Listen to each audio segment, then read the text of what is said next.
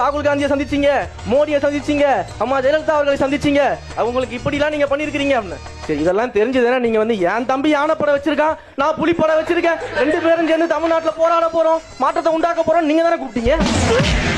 என் அண்ணன் அவர்கள் வந்து ஆரம்ப காலகட்டத்தில் என் ஐயன் பெரியார், என் தாத்தன், நான் தான் அவருக்கு பேரன், ஈவிகை இளங்கோவனும் வருவார் பேரன்னு சொல்லிட்டு. ஆனா என் தாத்தனுக்கு நான் தான் கொள்கை பேர்.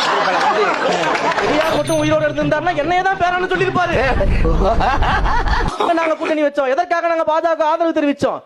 ஈழத்துல தமிழினத்திற்கு துரோகம் விளைவித்த காங்கிரஸ் இந்தியா முழுவதும் அகற்றுவதற்காக நாங்க வந்து பாஜக ஆதரவு தெரிவிச்சோம். சரி, அடுத்தது தமிழ்நாட்டில் ஈழத்துக்கு எதிராக துரோகம் விளைவித்த, ஈழத்தமிழர்களுக்கு எதிராக துரோகம் விளைவித்த திமுகவை அகற்றுவதற்காக இலை மலர்ந்தால் ஈழம் மலரும் நாங்க சொன்னோம். சரி, இப்பதான் மெயின் சப்ஜெக்ட்டுக்கே வராங்க, சம்பவ இடத்தை நெருங்கிட்டாங்க.